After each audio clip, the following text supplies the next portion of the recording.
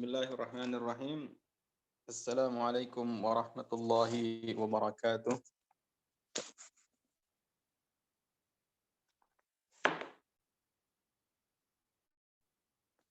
Innal hamdalillah nahmaduhu wa nasta'inuhu wa nastaghfiruh wa na'udzu billahi min shururi anfusina wa min sayyiati a'malina.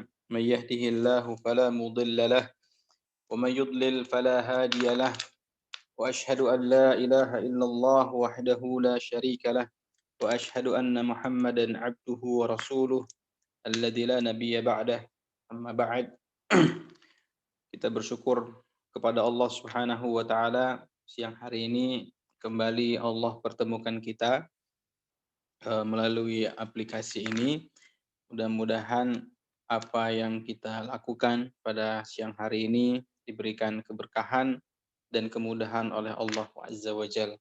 Kemudian salawat dan salam marilah senantiasa kita sampaikan untuk Rasulullah sallallahu alaihi wasallam. Semoga dengan kita sering bersolawat kepada beliau, kita nantinya mendapat syafaat di hari kiamat kelak. Amin ya rabbal alamin. Baik teman-teman sekalian, karena waktu kita juga sudah molor lebih kurang setengah jam, sehingga hari ini insya Allah waktu kita hanya tersisa lebih kurang 35 menit. Dan materi kita insya Allah pada pertemuan kelima ini adalah tentang adab-adab terhadap kedua orang tua. Namun sebelum saya menyampaikan materi tentang adab-adab kepada kedua orang tua, di pekan yang lalu saya ada PR ya dari salah satu dari kita tentang pertanyaan dari hadis Nabi Shallallahu Alaihi Wasallam di pertemuan yang lalu, yaitu hadis man shalla alayya salatan sallallahu alaihi biha asyra. Barang siapa yang bersolawat kepadaku sekali, Allah akan bersolawat kepadanya 10 kali. Pertanyaannya adalah, apa makna solawat di sini? Jadi makna solawat di sini adalah bahwa barang siapa yang bersolawat dari kita hamba Allah atau dari kita umat Nabi Muhammad sallallahu alaihi wasallam yang mengucapkan solawat kepada Nabi sallallahu alaihi wasallam, yang mana kita ketahui bahwasanya solawat dari Bani Adam untuk Rasulullah sallallahu alaihi wasallam maknanya adalah doa dan pengagungan terhadap perintah beliau sallallahu alaihi wasallam.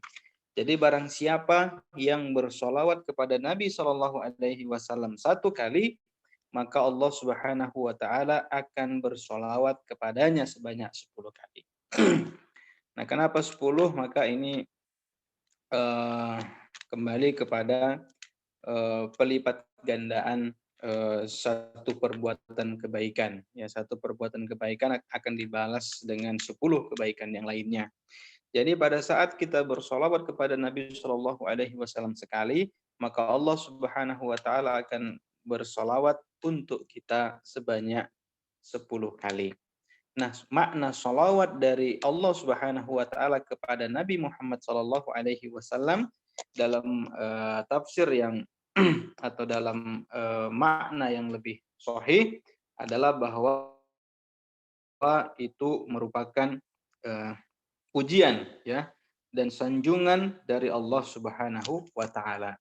Jadi Allah Subhanahu wa taala akan memuji kita ya sebanyak 10 kali di hadapan para malaikatnya apabila kita bersolawat kepada Nabi Shallallahu alaihi wasallam sebanyak 1 kali. Itu kira-kira jawaban singkat untuk makna hadis man shalla alayya salatan sallallahu alaihi biha asyra. Barang siapa yang bersolawat kepada 1 kali, maka Allah Subhanahu wa taala akan bersolawat kepadanya sebanyak 10 kali. Wallahu taala a'lam bissawab. Baik, kita langsung ke materi kita hari ini, yaitu adab-adab terhadap kedua orang tua. Jadi tentu terhadap kedua orang tua kita juga ada adab-adab yang harus kita lakukan ya teman-teman sekalian. Terkhusus untuk kita yang masih punya orang tua, maka ini merupakan kesempatan emas bagi kita untuk berbakti kepada mereka, ya, untuk meraih surga dengan keberadaan mereka, ya. Jadi ada beberapa adab yang harus kita lakukan terhadap kedua orang tua kita.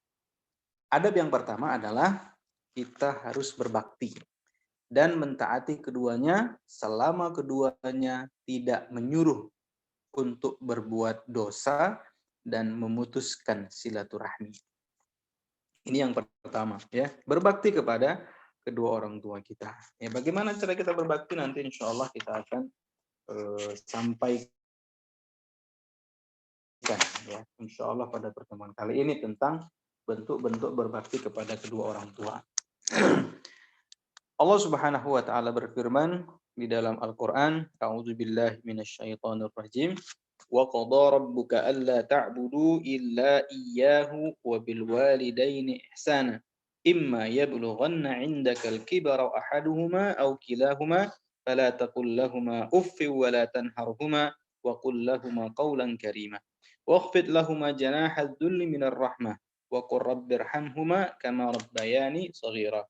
Ini firman Allah Subhanahu wa taala yang Allah sampaikan di dalam surah Al-Isra ayat 23 dan 24. Yang artinya adalah, dan Rabb-mu telah memerintahkan kepadamu agar kamu jangan beribadah melainkan hanya kepadanya, dan hendaklah kamu berbuat baik kepada kedua orang tua dengan sebaik-baiknya. Dan jika salah satu dari keduanya atau kedua-duanya telah berusia lanjut di sisimu, maka janganlah mengatakan kepada keduanya perkataan ah. Dan janganlah kamu membentak keduanya, dan katakanlah kepada keduanya perkataan yang mulia, dan rendahkanlah dirimu terhadap keduanya dengan penuh kasih sayang. Dan katakanlah, wahai Rabbku, sayangilah keduanya sebagaimana keduanya mendidikku di waktu kecil. Al-Hafiz Ibnu Katsir rahimahullahu taala berkata ketika menafsirkan ayat tersebut, bahwa Allah Subhanahu wa taala berfirman seraya memerintahkan hambanya agar beribadah kepadanya saja. Tidak ada sekutu baginya. Kata al-qadha dalam ayat ini bermakna perintah. Ya, mengenai ayat wa qadha, dan dia atau Allah telah memerintahkan. Imam Al-Mujahid mengatakan maksudnya adalah mewasiatkan. Karena itulah Allah menggandengkan beribadah kepadanya dengan berbakti kepada kedua orang tua. Allah Subhanahu wa taala berfirman, "Wabil walidaini ihsana," dan berbuat baiklah kepada kedua orang tua. Maksudnya, dan Allah memerintahkan hambanya agar mereka berbuat baik kepada kedua orang tua. Hal ini sebagaimana firman Allah Subhanahu wa taala di dalam ayat yang lain, "Anishkurli wa liwalidayka ilayyal masir." Bersyukurlah kepadaku dan kepada orang tua, ya, kepada orang tuamu, hanya kepadakulah tempat kembalimu. Kemudian firman Allah Subhanahu wa taala yang lainnya, imma yablughanna 'indakal kibara ahaduhuma aw kilahuma fala taqul lahumā uff. Jika salah seorang dari keduanya atau kedua-duanya sampai berusia lanjut dalam pemeliharaanmu, maka janganlah engkau memperdengarkan kepada keduanya perkataan ah. Maksudnya adalah janganlah engkau memperdengarkan kepada keduanya perkataan yang buruk. Bahkan sampai perkataan ah sekalipun yang merupakan tingkatan paling rendah dari perkataan yang buruk, ya. Jadi tidak boleh, ya. Mengatakan ah saja itu tidak boleh, ya. Wala tanharhuma, dan janganlah engkau membentak keduanya. Maksudnya adalah janganlah engkau arahkan perbuatan burukmu kepada keduanya, ya. Mengenai ayat wala tanharhuma dan janganlah kamu membentak keduanya, Atha bin Abi Rabah mengatakan maksudnya adalah janganlah engkau mengibaskan tanganmu kepada keduanya.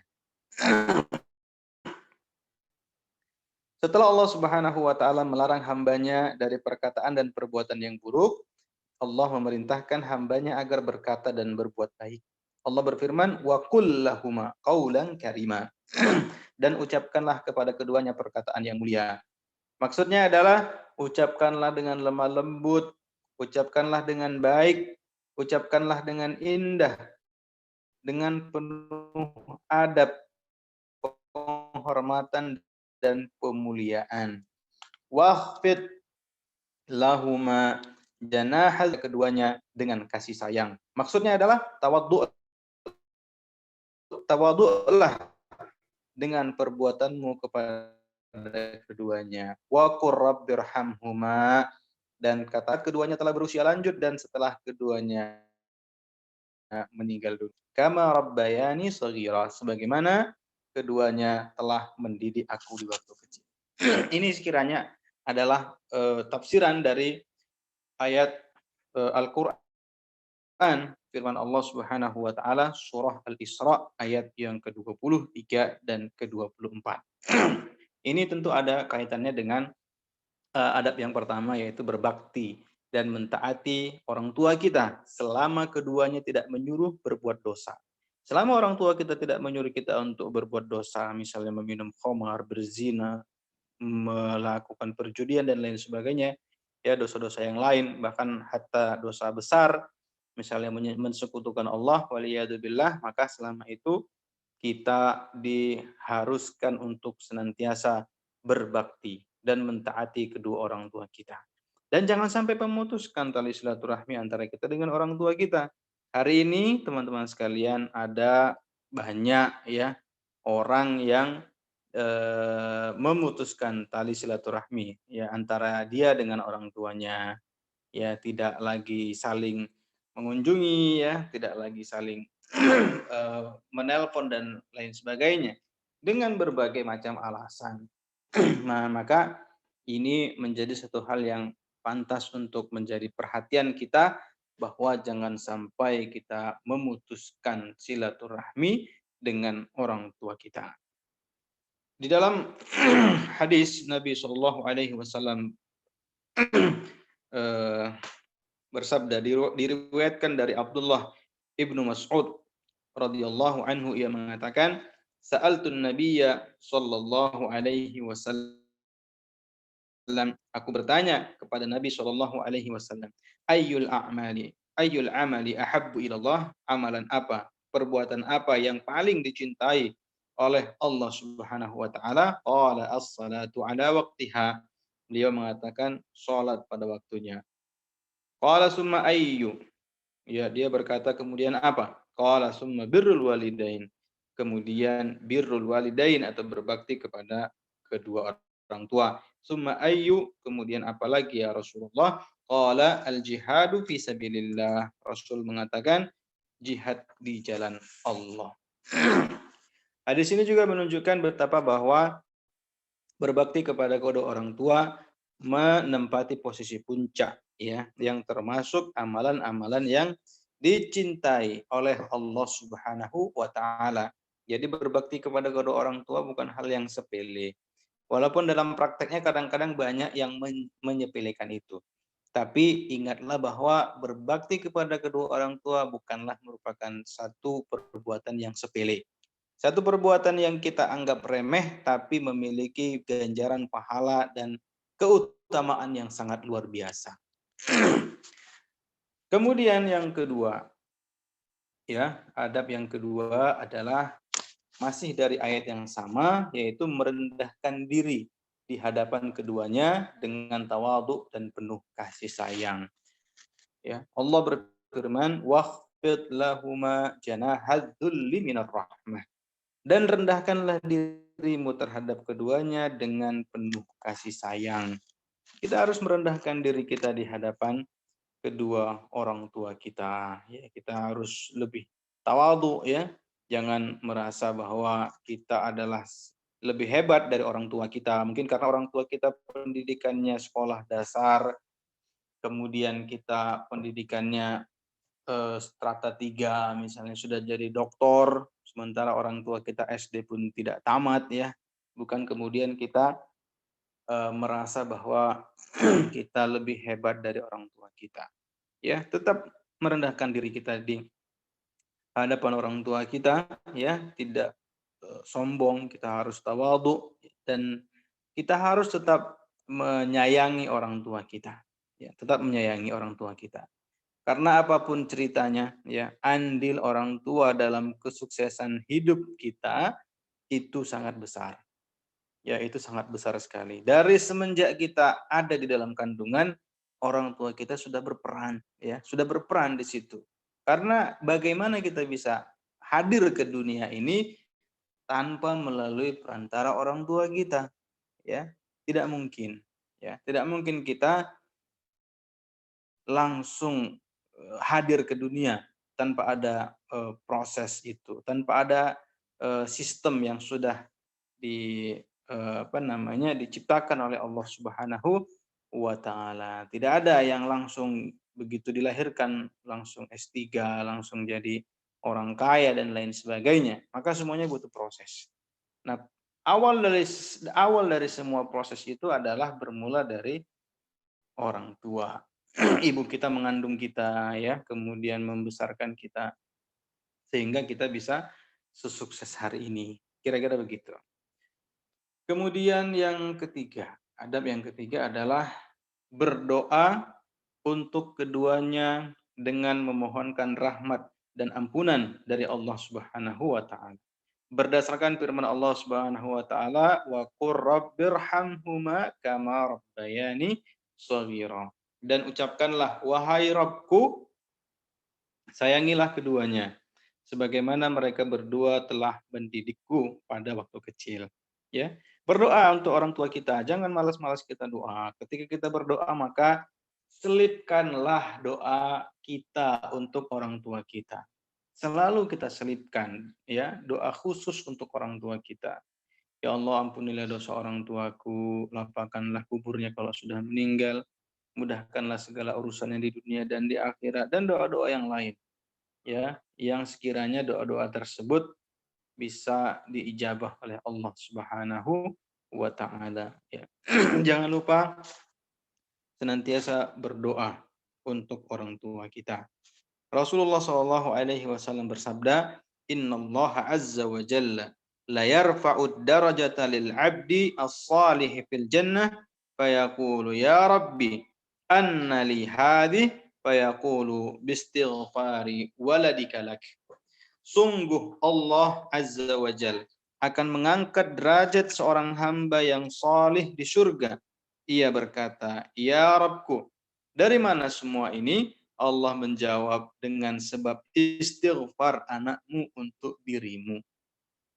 Jadi istighfar yang kita minta kepada Allah Subhanahu wa taala, ya, permohonan ampunan yang kita minta kepada Allah Subhanahu wa taala untuk orang tua kita ini menjadi sebab, ya, orang tua kita tertolong di hari kiamat kelak. Ya, sehingga jangan pernah menyepelekan doa yang kita selipkan untuk orang tua kita secara khusus, karena ini sangat-sangat bermanfaat sekali bagi mereka.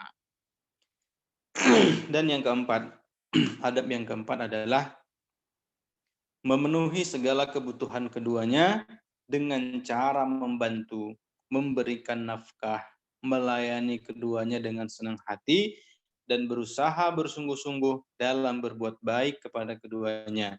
Semuanya itu belum dapat membalas jasa dan hak keduanya. Jadi adab yang keempat diantaranya adalah kita penuhi segala kebutuhan orang tua kita, ya, dengan cara kita bantu, ya, tentu semampu kita, sebatas kemampuan kita. Jangan kita pelit-pelit terhadap orang tua kita. Apa yang kita punya dan bisa kita berikan kepada orang tua kita, maka berikanlah untuk meringankan beban mereka. Karena seyogianya memang kebanyakan orang tua itu tidak mau meminta kepada anaknya. Tapi dalam hal ini inisiatif, ya, sangat diperlukan dari seorang anak. Jangan hanya karena orang tua tidak meminta kepada kita, lalu kita diam saja. Kita sebagai anak harusnya lebih peka terhadap hal ini. Kita harus lihat dengan jeli apa kebutuhan orang tua kita, sehingga kita bisa penuhi. Kemudian kita meminta agar orang tua kita berdoa supaya rezeki kita dilancarkan, dilapangkan, dimudahkan, diberkahi, ya, sehingga kita bisa terus membantu orang tua kita. Walaupun itu semua kita lakukan, teman-teman semua, maka itu semua belum dapat membalas jasa dan hak kedua orang tua kita. Karena terlalu besar jasa dan juga hak yang harus kita berikan untuk orang tua kita tersebut ya. Jadi orang tua kita itu nggak bisa dihargai jasanya dengan uang 10 miliar misalnya 10 triliun dan lain sebagainya ya, karena itu semua jasa mereka tidak ternilai harganya ya. Rasulullah Shallallahu Alaihi Wasallam bersabda, la yujzi waladun walidan illa an yajidahu mamlukan fayashtariyahu fayu'tiqahu. Seorang anak tidak akan dapat membalas jasa orang tuanya kecuali jika ia mendapati orang tuanya sebagai seorang hamba sahaya, lalu ia membelinya, kemudian memerdekakannya. Hadis riwayat Al-Imam Muslim. Jadi apa yang kita berikan untuk orang tua kita dari harta kita, ya itu tidak cukup untuk sekedar membalas jasa daripada orang tua kita tersebut, ya. Jadi kira-kira ini beberapa adab yang harus kita lakukan sebagai seorang anak terhadap orang tua kita. Kemudian ada tambahan yang ingin saya sampaikan pada siang hari ini, teman-teman sekalian. Yang pertama adalah tentang keutamaan dan ganjaran berbakti kepada kedua orang tua. Nah, kembali seperti yang pernah saya sampaikan di awal pertemuan kita kemarin, bahwa segala sesuatu itu akan terasa lebih berharga di mata kita pada saat kita mengetahui keutamaan dari hal tersebut. Begitu juga dengan berbakti kepada kedua orang tua. Kita akan bisa lebih ikhlas dalam berbakti kepada kedua orang tua kita pada saat kita mengetahui keutamaan dan ganjaran akibat berbakti yang kita lakukan terhadap kedua orang tua kita. Apa itu keutamaannya? Yang pertama adalah bahwa berbakti kepada kedua orang tua merupakan amal yang paling utama. Ini sebagaimana yang disampaikan oleh Rasulullah Shallallahu Alaihi Wasallam di dalam hadis yang sudah kita bacakan. Pada saat Rasulullah ditanya, ya, apakah bentuk perbuatan yang paling afdol? Maka Rasulullah menjawab salah satunya adalah birrul walidain, berbakti kepada kedua orang tua. Kemudian yang kedua, ridha Allah Subhanahu wa taala tergantung pada keridhaan orang tua kita. Ya, ridallah fi ridal walidain wa sukhtullahi fi sukhtil walidain. Ridhanya Allah itu ya tergantung pada ridhanya kedua orang tua. Dan marahnya Allah itu juga tergantung terhadap bencinya kedua orang tua. Ya, jadi ini sangat penting untuk kita perhatikan. Jangan sampai orang tua kita tidak ridho terhadap kita sebagai anaknya. Nah, bagaimana cara kita supaya mendapatkan ridhonya orang tua kita? Maka berbuat baiklah kepada mereka. Kemudian yang ketiga, berbakti kepada kedua orang tua dapat menghilangkan kesulitan yang sedang dialami. Ini memang kalau kita bayangkan secara logika ini sepertinya tidak mungkin, tapi itulah kenyataannya, ya. Itulah kenyataannya bahwa orang yang berbakti kepada kedua orang tua itu bisa jadi jalan untuk menghilangkan kesulitan yang sedang dialaminya, ya. Kemudian yang keempat, berbakti kepada kedua orang tua dapat meluaskan rezeki dan memanjangkan umur. Ya, barang siapa yang ingin diluaskan rezekinya, dipanjangkan umurnya, maka berbaktilah kepada kedua orang tua. Kemudian berbakti kepada kedua orang tua dapat memasukkan seorang anak ke dalam surga, ya. Karena akan sangat merugi sekali apabila ada seseorang yang mendapati kedua orang tuanya sampai mereka dewasa dan sampai orang tuanya tua, tapi itu tidak menjadikan sebab dia masuk ke dalam surga, maka orang ini adalah orang yang celaka. Ya, orang yang celaka. Seyogianya kita pergunakan kesempatan ini. Pada saat orang tua kita masih hidup, masih ada, masih bisa kita lihat, maka ketika itu kita harus benar-benar menggunakan momen ini untuk meraih ya ridho orang tua kita, sehingga itu bisa menjadi jalan kita untuk masuk ke dalam surganya Allah Subhanahu wa taala. Kemudian berikutnya adalah berbakti kepada kedua orang tua dapat menghapus dosa-dosa kita. Kemudian yang ketujuh adalah anak yang berbakti kepada orang tua akan mendapat kedudukan yang mulia di dunia maupun di akhirat. Ya, itu adalah merupakan keutamaan dari berbakti kepada kedua orang tua. Selanjutnya, kita juga akan sampaikan sedikit tentang bentuk-bentuk berbakti kepada kedua orang tua. Bagaimana bentuk bakti kita kepada kedua orang tua kita? Yang pertama adalah bergaul bersama keduanya dengan cara yang baik. Ini adalah merupakan bentuk bakti kita kepada orang tua kita, yaitu dengan cara bergaul bersama keduanya dengan cara yang baik. Dalam satu riwayat dikatakan bahwa ketika seseorang datang untuk membaiat Rasulullah Shallallahu Alaihi Wasallam atas hijrah dengan meninggalkan orang tuanya dalam keadaan menangis, maka Rasulullah Shallallahu Alaihi Wasallam berkata, kembali dan buatlah keduanya tertawa sebagaimana engkau telah membuat keduanya menangis. Hadis ini adalah hadis yang sahih, diriwayatkan oleh Al-Imam Abu Dawud. Ini yang pertama. Kemudian yang kedua adalah berkata kepada keduanya dengan perkataan yang lemah lembut. Ini sudah kita sampaikan tadi ya. Kemudian tawadhu, rendah hati, memberikan infak, mendoakan kedua orang tua kita, membayarkan hutang-hutangnya, menunaikan wasiat yang sesuai dengan syariat, ya, dan yang terakhir adalah berbakti dan menyambung kekerabatan selama keduanya masih hidup dan setelah salah satu atau keduanya meninggal dunia, ya, setelah tentu melaksanakan wasiatnya. Kemudian kita juga akan sampaikan tentang haramnya durhaka kepada kedua orang tua kita. Dan di antara bentuk durhaka atau ukuk ya terhadap orang tua kita adalah yang pertama menimbulkan gangguan terhadap orang tua, baik berupa perkataan atau ucapan ataupun perbuatan yang membuat orang tua kita sedih atau sakit hati.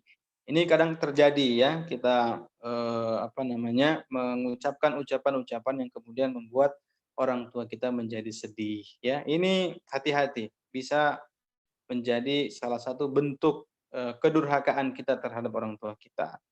Kemudian berkata dan tidak memenuhi panggilan orang tua. Kemudian membentak atau menghardik orang tua, melaknat dan mencaci orang tua, bakhil atau pelit ya, tidak mengurusi orang tuanya, bahkan lebih mementingkan yang lain daripada mengurusi orang tuanya. Padahal orang tuanya sangat membutuhkannya, ya. Kemudian yang keenam adalah bermuka masam, cemberut di hadapan orang tua, merendahkan, mengatakan bodoh, kolot, dan lain sebagainya. Kemudian menyuruh orang tua untuk menyapu, mencuci, dan menyiapkan makanan misalnya. Kemudian menyebutkan kejelekan orang tua di hadapan orang banyak atau mencemarkan nama baik orang tua. Ya, diceritakan orang tuanya kepada khalayak, kepada orang lain yang tidak semestinya untuk disampaikan. Kemudian memasukkan kemungkaran ke dalam rumah ya. Kemudian mendahulukan taat kepada istri daripada taat kepada orang tua. Bahkan ada sebagian orang dengan teganya mengusir ibunya demi menuruti kemauan istrinya. Wal'iyadzubillah. Jadi untuk seorang laki-laki ya, seorang suami, maka dia tentu harus lebih berbakti kepada kedua orang tuanya daripada kepada istrinya sendiri. Adapun sebaliknya, seorang istri maka ketika dia sudah menikah, maka dia harus lebih berbakti kepada suaminya daripada kepada kedua orang tuanya. Artinya bukan tidak berbakti, tapi urutan bakti dia lebih besar porsinya untuk suami setelah menikah. Adapun suami maka tidak seperti itu. Tidak selayaknya seorang suami menuruti permintaan istri yang seperti itu. Ya. Kemudian malu mengakui orang tuanya. Jadi orang yang terkenal dan lain sebagainya, kemudian orang tuanya masih biasa-biasa saja, maka kemudian dia malu untuk mengakui orang tuanya, maka ini juga merupakan satu hal yang tidak selayaknya terjadi ya pada seorang anak terhadap orang tuanya. Jadi teman-teman sekalian, kira-kira itulah materi kita pada kesempatan siang hari ini tentang adab-adab terhadap orang tua kita, ya. Intinya adalah selama orang tua kita masih hidup, maka eh, manfaatkanlah kesempatan itu untuk semaksimal mungkin berbakti kepada keduanya, ya, semaksimal mungkin, ya. Berbakti kepada kedua orang tua kita. Kalau misalnya kita dekat, maka seringlah kunjungi mereka. Kalau kita jauh, maka seringlah tanya kabar mereka. Ya, dengan begitu maka mudah-mudahan orang tua kita bisa ridho terhadap kita sehingga Allah Subhanahu wa taala akan juga meridhoi kita. Ya, jangan sampai kita sia-siakan kesempatan ini karena hari ini ada banyak orang yang menyia-nyiakan kesempatan ketika orang tuanya masih hidup. Nanti ketika orang tuanya sudah meninggal, maka mereka baru menyesal, ya, ketika orang tuanya sudah tiada di permukaan bumi. Baik teman-teman sekalian yang dirahmati Allah, demikian materi kita untuk kesempatan kali ini. Kemudian karena waktu sudah menunjukkan pukul 13.54, waktu kita tinggal sekitar 6 menit lagi, saya akan jawab pertanyaan yang dari chat saja ya, dan 1-2 pertanyaan ini saja, kemudian nanti kita tutup insya Allah. Ada pertanyaan di kolom chat kita dari Anissa ya. Bismillah, semoga Allah merahmati Ustadz dan kami serta kaum muslimin. Amin. Izin bertanya Ustadz, apakah adab kepada orang tua akan berpengaruh pada kemudahan pelajar dalam menuntut ilmu? Wallahu alam bisawab, tapi yang jelas itu pasti ada pengaruhnya. Ya, pasti ada pengaruhnya.